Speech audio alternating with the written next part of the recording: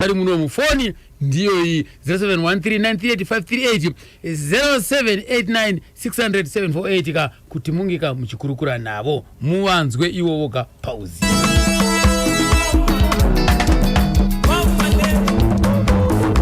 Chau ya chirongwa chinachela imbi pa National FM. Apo tinozwa nhorondo dzevaimbi vakasiyana siyana. Teya inzeve pa National FM. The whole nation on one station.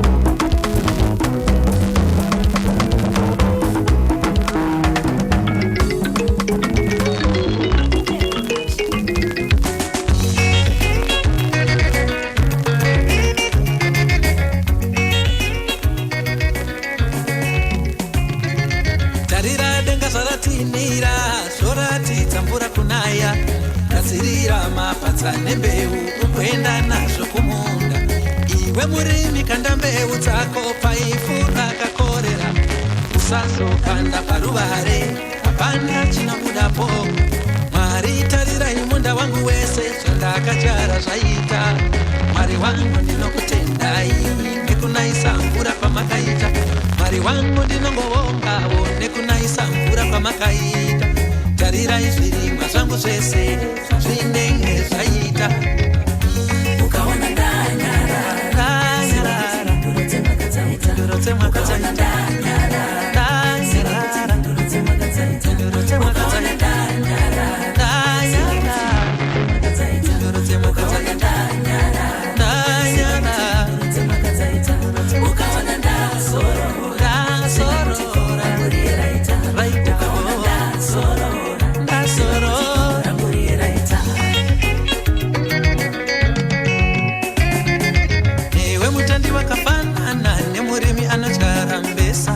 anokandira mbeu paifura kakora achimirira mvura yekudenga handina nguva yekuseka mudikani ane zvisati zvaita nokuti nguva yekudyara nekukohwa nemwaka yedu inosiyana fara zvako mudikani we chisiva zvangu zvinoita kusiyana kwenguva nemukana patakadyara mbesa dzedu iwe ndive vakatanga ini ndikazotera handitarisiri kukohwa nguva imwe chete nekuti nguva dzedu dzinosiyana ukaona ndanyarara ndoro dzemwakadzaita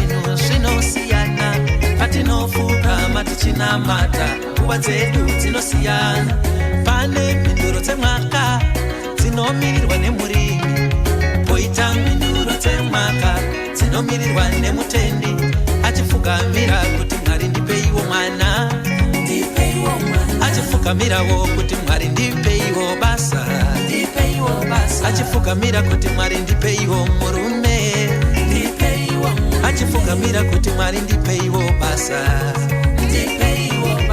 asi mwaka dzedu dzinouya pakasiyana zvichienderana nenguva yatakatora tichinamata handina nguva yekuseka mudikani ane zvisati zvaita kusiyana kwenguva nemukana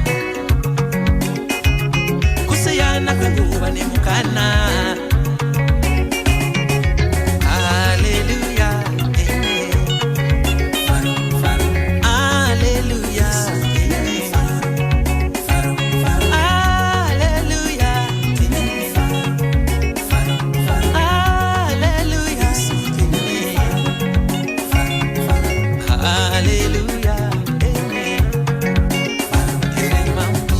Ukaona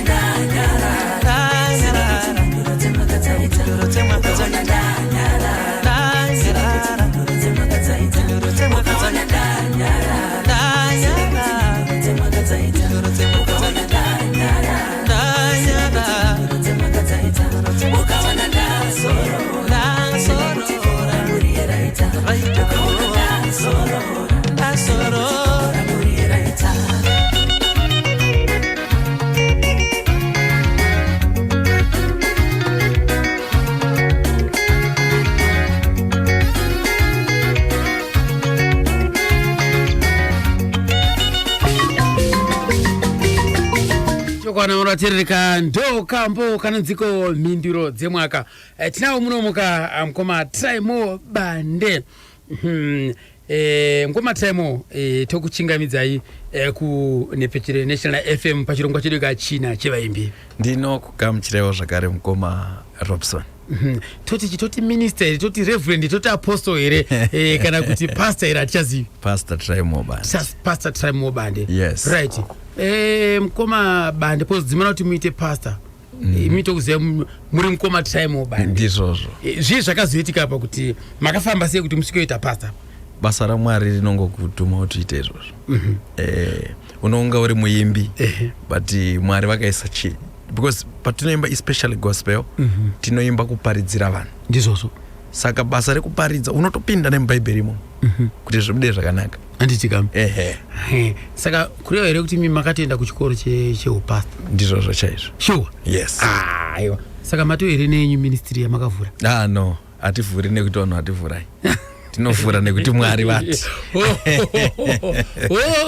kudanwa aiwa zvinofadza chose imimi muchipinda kereke ipi yamunopinda ndopinda inonzi Holy Ground International Church Holy Ground International Church ndoyange iri yemhuri here kumba kana kuti maakazosi aiwa yakazouyawo takurawo yekumba yange iripi taipinda AFM handiti kam yes aiwa zvinofadza chose right amaro vaterereka Traimo Bande ndo vatinawo muno mapasta pazora nasika baba vezvemweya ndo vatiri kufamba nawo mangozunzirawo nangoti ndibva ndangokuvhurirai vamubva mangoziva mega kuti munhu watiri kutaura naye munhu mukuru munhu akaita sei handiti kam right pastor tingade kuziva kuti makazvara gore ripi makaberekerwa kupi mukakurira kupi chikoro mukafunda kupi makaberekwa muri muvangani muri menyu okay regai nditangire pakuti ndakaberekerwa kuHonde Valley ndiri Samanyika ndaberekwa kuHonde kuSamaringa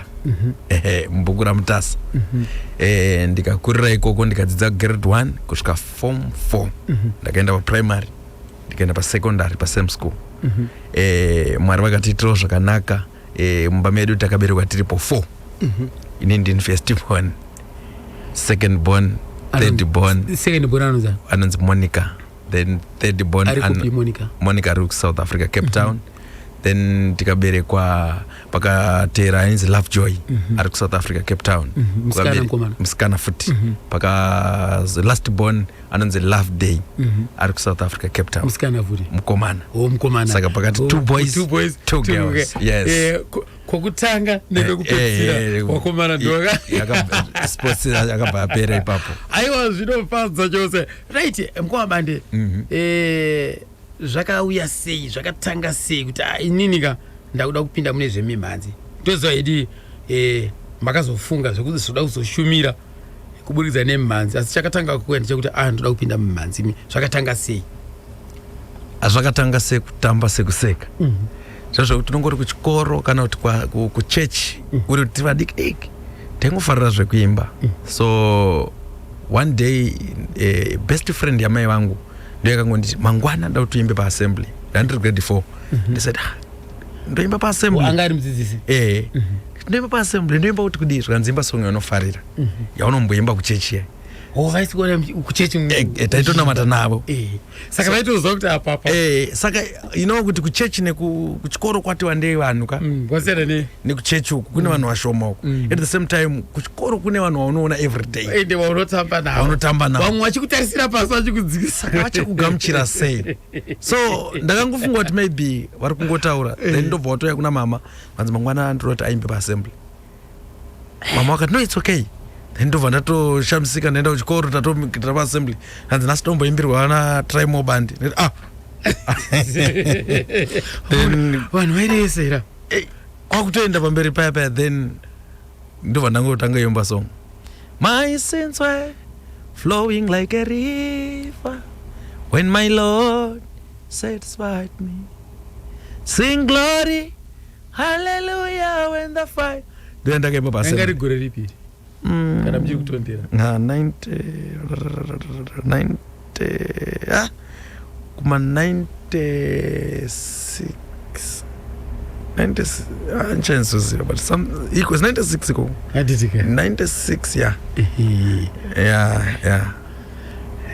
iko kuma 90 something iko saka ndopa ndakaimba pa assembly then ndapedza kuimba pa assembly headmaster ndo akatanga kuya paino ene mwa teacher benzi Mr Mapingure ndo waitisa kwaya ndo boyo pandisheka maoko kunza ano well done ndikatawe tinotenda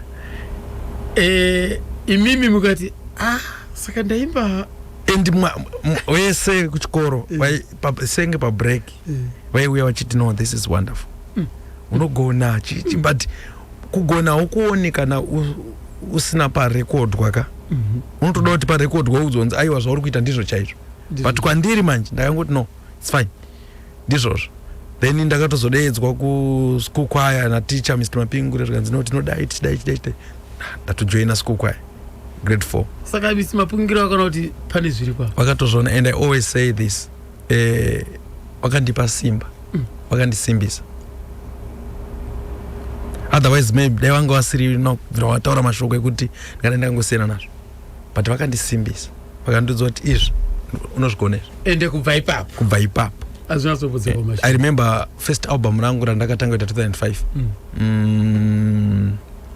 ndine 2 masong andakanyora ndiri grade 7 andakabuditsa ngari ipapo imwe yenzi mukadzi benzi hanina kuerenga bhaibheri taiziva taitaura nawo yaJob kuti Job anonzi ramba Mwari wako wazodai akati mukadzi benzi shamwari benzi pandakatoinyora ndakatoirekodera izvozvo neimwe yenzi tarirai Megamone ndakamaisa pa first album song ndakamanyira ndiri grade 7 right aiwa zvinofadza chose so kurava kuti pari kusvika pari zvino mani matamba refu mangani 13 albums album renyu rekutanga ndiregore ripi 2005 kusvika nasino pane 13 yes aiwa zvinofadza chose ndoziva kuti munhu wese kana uchitanga damba refu raungati iwewe iri ndo damba refu rinenge rakandiburitsa pachena rakandiburitsa muchibage nderipi pani rakandibuditsa muchibage nderekuti zvakagara zvakadaro pana mukadzi uye vaibuda ropa kore aya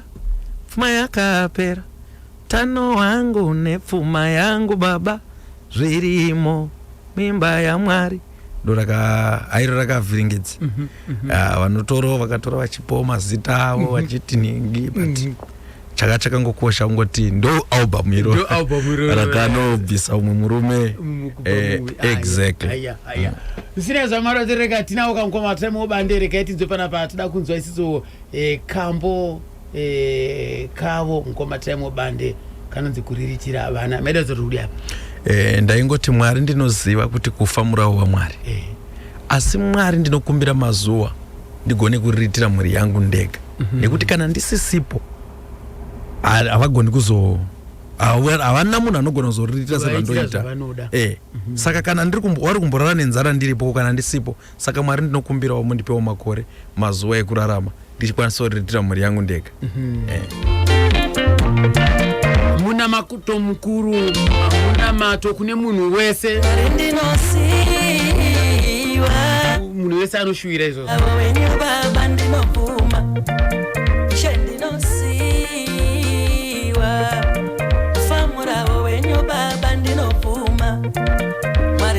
kumbira mundipewo mazuva 0713938538 kana kuti 0789600748 nokumbira mundipewo mazuva ndikone kuriritirawo mhuri yangu ndega Mwari ndiri kuona zviri kuitika panyika panombotambura ndiripoko ndisipo Mwari ndiri kuona zviri kuitika panyika panopotsa varara nenzarawo ndiripo zvino kana ndikange ndisipo Mwari we yani achazovaona ndiani achazovaona kana ndisisipo Mwari we ndiani achazovaona Mwari ndinokumbira simba ndiriritire mhuri yangu baba ndinokumbira simba ndiriritire vana vangu baba pandinomuka mangwanani Mwari we dzangu kuriritira mhuri yangu pandinononoka kurara mwariwe shungu dzangu kuriritira mhuri yangu pandinomuka mangwanani mwariwe shungu dzangu kuriritira mhuri yangu pandinononoka kurara mwariwe shungu dzangu kuriritira mhuri yangu pasara ndinoshanda mari rimwe rinorwadza shungu dzangu kuriritira mhuri yangu pasara ndinoshanda mari pamwe rinorwadza shungu dzangu kuriritira mhuri yangu zuva ringapise kunze kuna yesei baba kuriritira mhuri yangu zuva ringapise kunze kuna yesei baba shero dzangu kuriritira mhuri yangu ndinokumbira simba baba ndiriritirewo mhuri yangu baba ndinokumbira simba baba ndiriritirewo mhuri yangu baba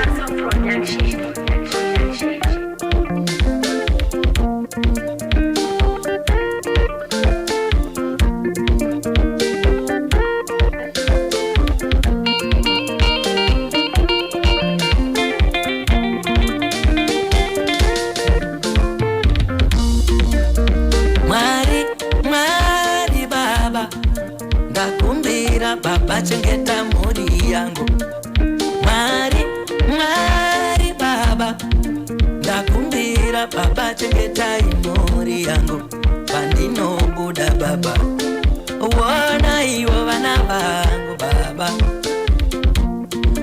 pandinobuda baba wona iwo vana vangu baba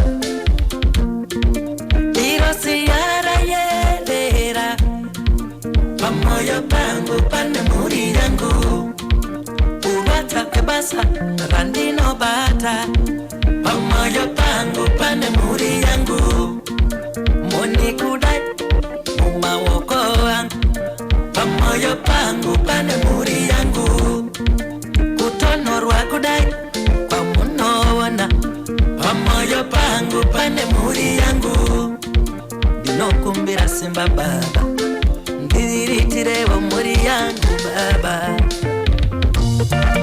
pandinomuka mangwanani mwariwe shungu dzangu kuriritira mhuri yangu pandinononoka kurara mwariwe right mashoko nemagitare tsepete tsepete papo Temo Bande aimbe zvekuvhundukira zvokutoti chero ukamushedza pashow munosvitsana 6 to 6 kusvika makuseni imimi ndimune muchidikitira iyanenge achingokukwadza chete chete nemagitare ndo dzinodiwa kwa kumichato ndo dzinodiwa kumabhavhade ndo dzinodiwa kwa paungano dzeveruzhinjika kunyanya pale panokushwa shoko iwe ndo mabhendi zvikwata zvekudana izvi muchitandara nawo right Nkoma Bande pana ari panhari pana pada kutaura nemi nechakafe munoti halo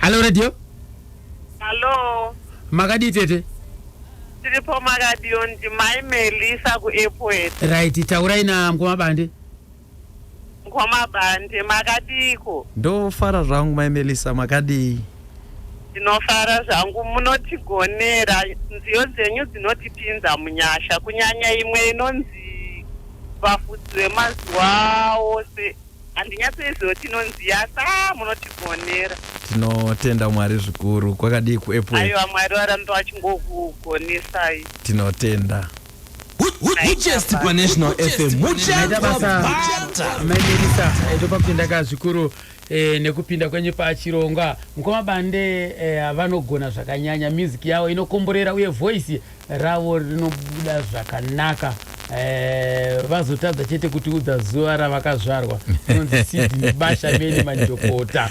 Uyezve paya pakambobuda zvichinzi ivo vari kutora mimanzi yacharamba zvakazopera sei, ngavatitsanangurire. Right, Bashameni Manjokota, manzwa mubvunzo wamabvunzo apo. Mubvunzo wawo ndaunzwa. Pane wandisingawanzo kufarira zvangu kupindura. But ngaongozive kuti ndati kurei. Ndati kurei zvangu. Waona munhu akapedzawo chikoro. Aiwa, pastor. Gore iro.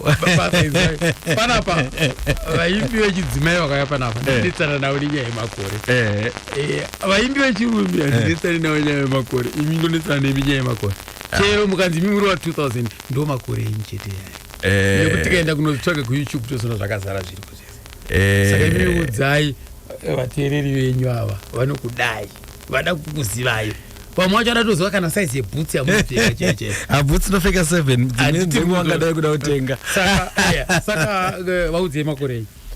Makore angu ndati kurei ndakasvikawo kuma40 ko. Masvika kuma40 anoraudzira. Aiwa, paronzisika. Right, hanzi issue iyo ishe kuti zvinodaro manzwiro anosiyana. Number 1, number 2, mumusic mwana wese achikura unotongoona kuti uyu amene matambira ndabhora but kuna aniko akambounza kusana sekuru zvinhu zvakangodaro zvinogona kudaro and kana munhu akakuinspire unogona kupinda mazviri but munhu anonyatsozoteerera anozoti no man pane zvakasiyana zvinhu izvi but I respect mufundisi. Why? Because kwatiri isusu ndo munhu akaita kuti titofarire kuimba gospel music. At one time ndaimba muchechi, ndaimba zvakada zvekudaro. Inini ndakakura ndiri munhu aiti ndikangokura chete ndakuimba nazvakada. And rimwe zuva chandakandiitira zvakanaka choti pandakabuditsa album ranakurirtira vaneri ndakazviudza mwoyo mangu kuti uya wandaida uya we, because vane zvakawanda zvavakaita mulife mangu mukoma zvakada. Ndichipinda Marare ndo munhu ndakatanga kunoona. Vakatoonana ndikaenda ikoko tikagara pasi tikataura ndichida kunobheka ndizvozvo ndiri muprocess yekuda kubheka zvikanzi hatigoni kuita vaimbi 2 pastage. Izvozvo zvega zvakandiudza zvakawanda. So I respect him. Ndaiti ndikabuditsa album ndaenda kwavari nchiwadzo ndabuditsa ndadai wane zvinhu zvakawanda zvavakandibatsira. So mufundisi charamba manje nene yekuti unozoudzwa kuti aiwa this is gospel, this is secular. Ndaimba Maruwa enyika muchechi makange mauya zvakanaka wazonzi aiwa it's good uri kuimba but gospel yakadai. Saka I respect him. Why? Because he's the pioneer. Ane chekuita pakuimba. Exactly. And ukaona uchiti wapinda mugospel industry otadza kurecognize vanhu vakanga baba Charamba, baba Manyeruki, vana Fungisai, Kero Mjogoro, amene tinongoda kutangira papi, the likes of Pastor Haisa, Amos Maendere. And vanhu vakatirera kuti tizototi toda kuimba gospel kana tinyatso kuinzwa, it's because of these people. So we respect and salute them. Yes. Aiwa, zvinofadza chose plus chimwe chinhu chinongoitika unoza vanhu tagara izwi rinogona kufanana chionerani munhu vanhu takangofanana senge kuredio kunogona kutovhiringidzika kuti ari kutaura ndiani kuapapa ndiani ukasatonzwa inzwi ndizvo chose mara tirereka. Right, ndoda kukwapaidzirai panapa kambo kanonziko varoyi variko. Makaroyiwa here muri kuchema pastor? handisati ndaroyiwa but ndoziva kuti variko. Inawe maybe yekuti tine pamwe patinombokumbira Mwari kuti Mwari variko, because Bible chari rakatotaura rikati usaregedze muroyi achirarama kureva kuti variko. Munhu waMwari kana usati wamboroyiwa unonyepa unongochiti hakuna, but muso unotsomwa chete unozviona kuti avariko ava. And chaakaipira muroyika haana kuti wamutadzira kutomupa mari kuti otengawo muriwo, mari iyoyo imhosva, kutomunyima futi imhosva. Saka woita sei? Haana mugoni asi variko. Saka Bible rinoti usaregedze futi wachirarama. Saka toaita sei varoyi? Bible ndo nokuti kutaura kwatiita kuno vakatoteerera. Bible ini ndinongovaudza mashoko engoti mushoko randotenda Mwari vandakatenda ndo makatonyorwa kunzi usaregedze muroyi achirarama. Saka ndinotoitawo zvekuti muroyi iye apinde bhisi. Saka ikwangu ndowaimbira manje. Alright. Varoyi kana muriko teerera ikambo. Munotoudzwa chete, ende muchatonzwa chete.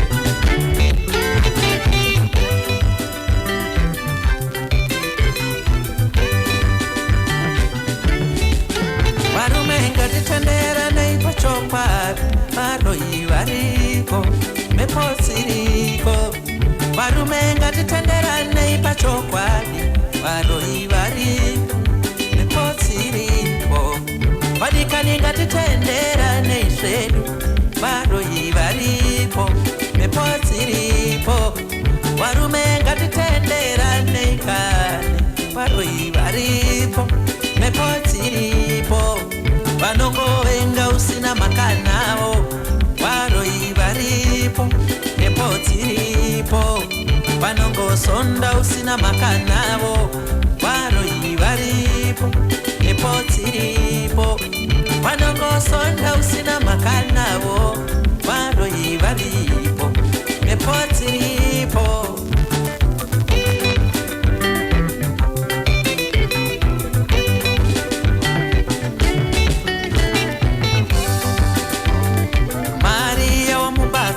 Nayo vari imosva pawamupa chekudya agute kwaari tori imosva wamubatsirawo pakufamba kwaari imosva hana panoti wamukonera kumukonera ikoko imosva hana panoti maita basa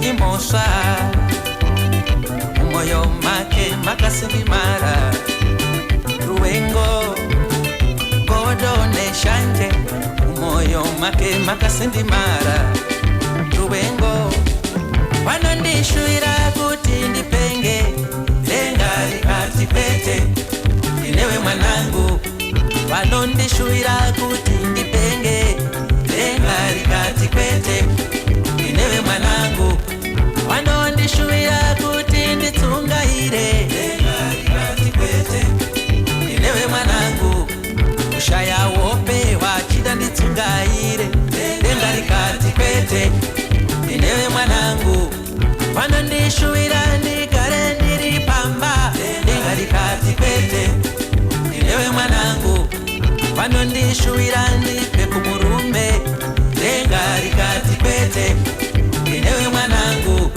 vanondishuira kuti nditsingwe basa denga rikati kwete inewe mwanangu vanondishuira ndidzokere kumba denga rikati kwete inewe mwanangu.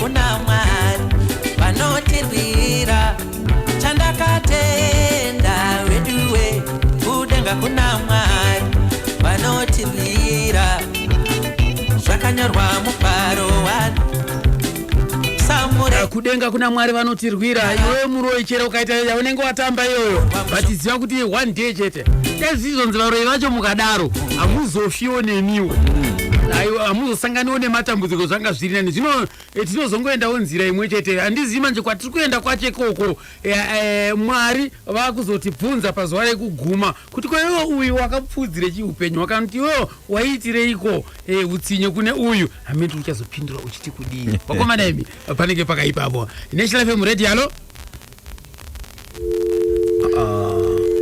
07139388 pa National FM kakupinda pawereza maroterereka mutaura navo mukomabande muchivabvunza zvamuri kuda kuziva maringe nemhanzi yawo. National FM Radio halo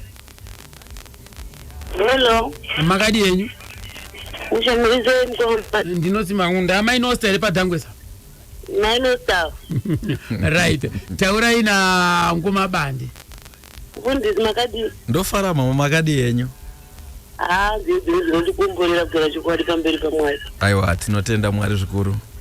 Tese nyangu pamuita featuring unotongonzwa apa pana Simon Bande akapinda. Ichokwadi, imi munofarira ipiko? Ndofarira dzese ini kunyanya yemukadzi aibuda ropa yakatombotijambisa chaipo mazuva yakabuda. Dai matondiudza size ye-t-shirt yamunopfeka ndaingopa mukoma wamali mozongoya muchitora. Ndotoya ndichitora ndopfeka XL. Saka mukangobata mukoma wamali iwawo chete. Musi Tuesday.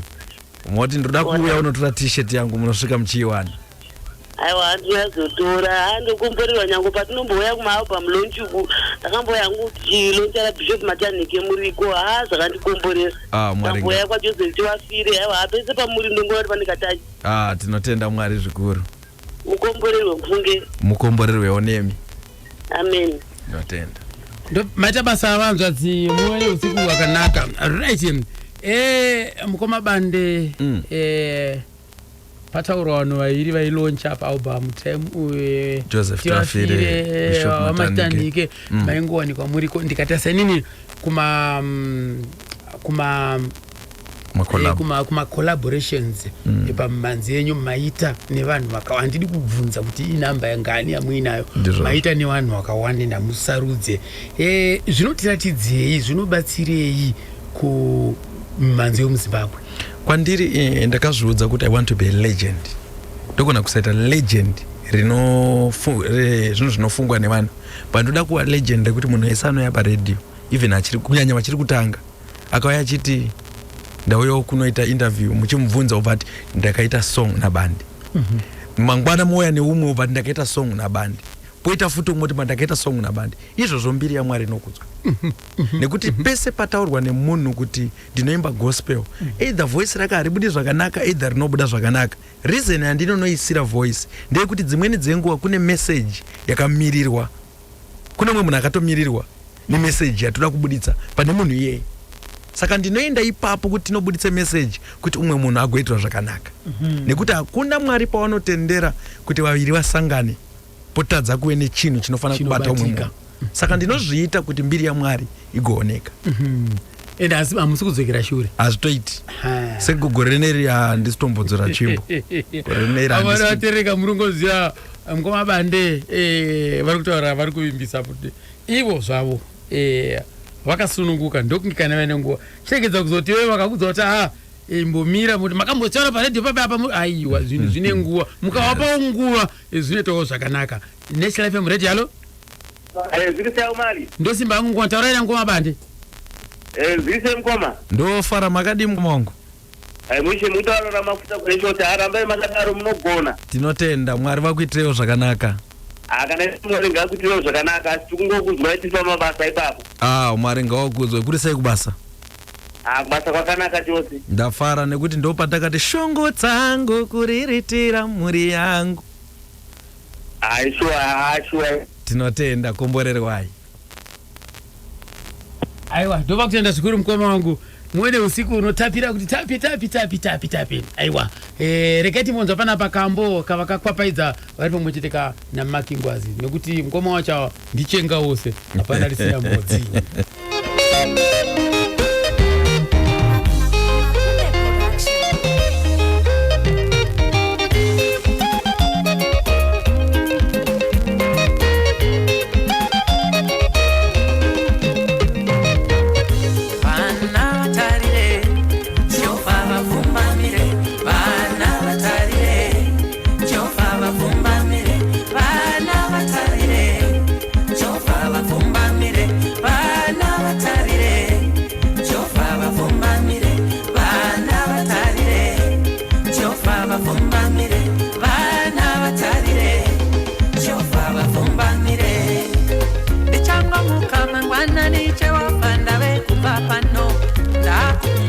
Sango andisive zvirimo asinyasha nengoni dzenyu dzakaiswa pamusoro peupenyu hwangu ngazvive neni.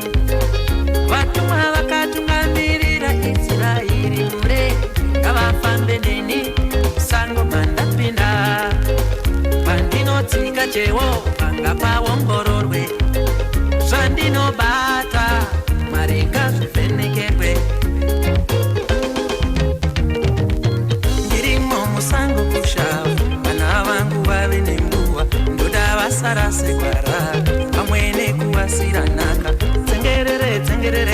vasatengerere zvinokwezva zvikauya vasanyengereka tengerere vasatengerere zvinokwezva zvikauya vasanyengereka sivai mwari vemadzibaba regai kupepereka yoda vaende mberi varege kutenderera vana vatarire vapfumamire vana vatarire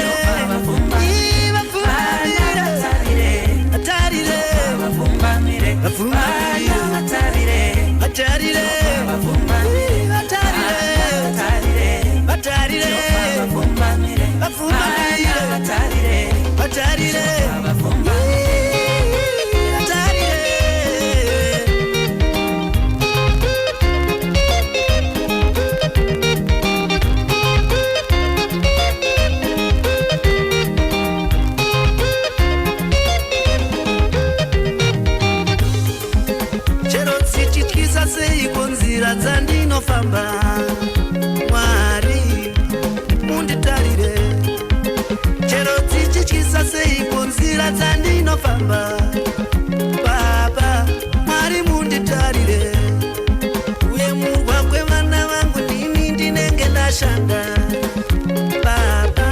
Baba munditarire kuyemurwa kwevana vangu ndini ndinenge ndashanda saka pandinoshanda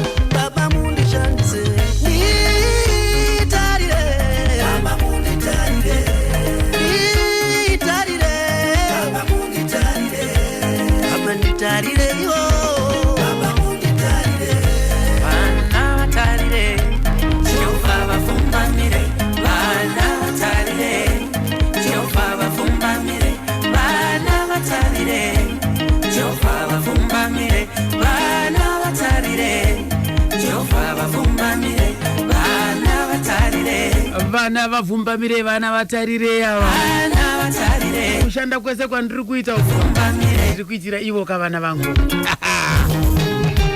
pakabatwa basa apa makingwazi achificha time band ndiziva pati kambo ndikatime band yeko ndikambo ndikamakingwazi ndikatime band peche mavideo akamira sei mukomabandi pamimanzi yenyu mavhidhiyo senge gore rineri ndakatozvandambokudza kuti ndine dzimwe nyasha gore rino ndongoti single yandabuditsa video single and gore rino ndingobuditsa chat hamusi kumira every month I will make sure ndabuditsa yanditika and ndakauya neimwe revelation nyowani ndiri kugadzira mafriends ndichimborova dzechipostori handiti maiwe aiwa gore rino tichanzwa bhata wakomana mangozvinzwirawo mega imimi so nzira yemukutora kushambadza mubanzi yenyu ndeipi pafacebook ndinowanika youtube tiktok pese panofanira kuwanika music ndinotrya by all means kuti ndinge ndiripo handitika kopa pane penyuro obvious hauku hatichataurika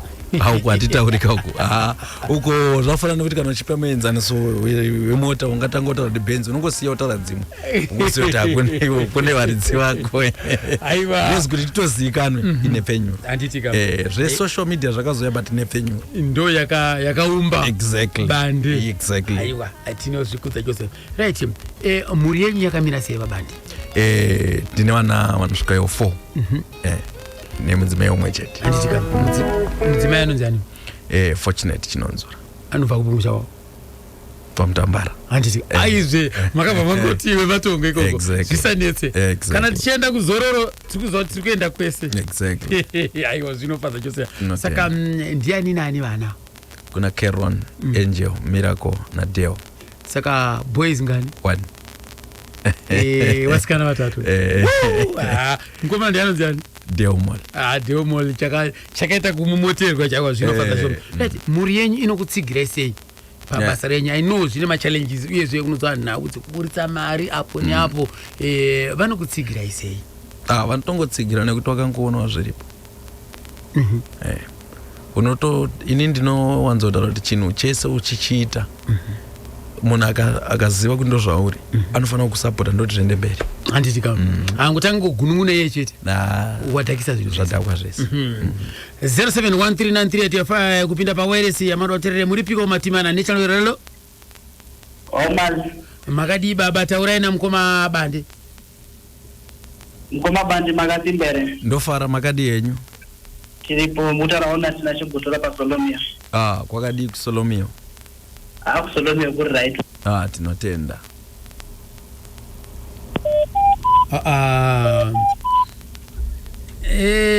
Tumari kana natinashi. Akomana jusai mafoni indawa mimi. Na akomana veduwe.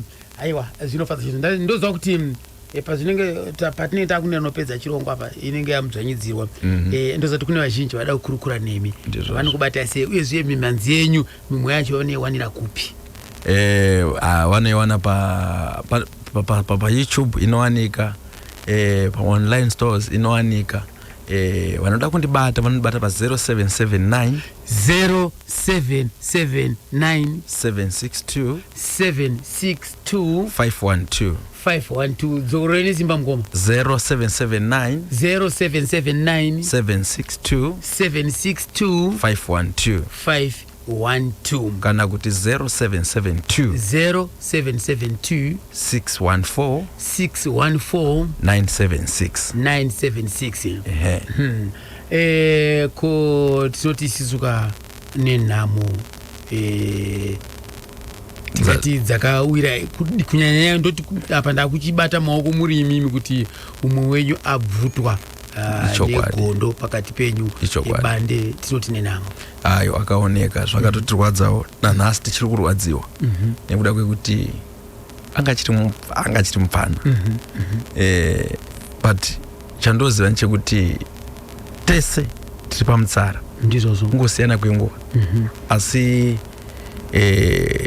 vamwe vanoti ushema dzoro kana rufu futi nhasi zviri kwangu mangwana zviri kwauyo asi chatoziva nechekuti tese hakuna anosara, hakuna anonzvenga. Mwari chete ndo wakapfumbata rufu mumaoko mako saka hakuna anosara sekukusika kwawakaita kana nguva yayo yakwana yekutana yatokwana. Aiwa ndimi makatishandira ndimi makatibatira nhau dzacho. Aiwa tinopa kutenda zvikuru. Ndakaona vaimbi vakawanda vakaperekedza mukomana vaivepo ipapo. Zvinotiratidzei izvi apa mashandiro edu muno muZimbabwe takarerekera kumimanzi? Inini ndinofunga kuti kumimanzi kwedu kuungana kwakaita vanhu vachiuya kuzochema izvo zvinoratidza kuti takabatana. Asi chikumbiro changu kunyanya ngatisabatanei panhamo chete, ngatibatanei pane zvese ndizvozvo as arts industry. Kuti tiri vaimbi ngatiiteiwo zvekuti kana tiri vaimbi tese tingodanane. Mazuva ano vanhu vari kutukana pasocial media apo, ari pana ari kutuka uyu, ari pana ari kutuka uyu. Ngatingove nerudo nekutsigira. Ukada kutariswa kuti social media haindiyo zvayakavinga izvo. Mukada kutariswa kuti tatenda machemero wake tatenda. Ukazoenda kuYouTube unotariswa kuti ane masubscribers mangani, unonoti 6000. But vanhu vangawanda vakachema. So ngatingosapotei. Either unoda bande haudi bande ingotsigira kuti zviite zvakanaka. Ndizvozvo. Yes. Amara vatirere inini rega nditore mukana uno kanguva dzotsoka dzoita shanje asi mufundisi tichavashedza zvakare vachazouya panapa kuone penyero ndeyavo mavanzwa pachitauro taiwoka nepenyero ndeyo yakandisumudza. Mufundisi nenguva yenyu ndiri kutendai nekuuya kwamaita. Tinotenda mukoma wamali. Mwari wakuitire zvakanaka. Ndinogamuchira. Ndatenda ngoma. Hanzi vaigara vachinamata ndokandiri kusiyai makateerera Mwari watireka 10 o'clock tobva takupai nawo.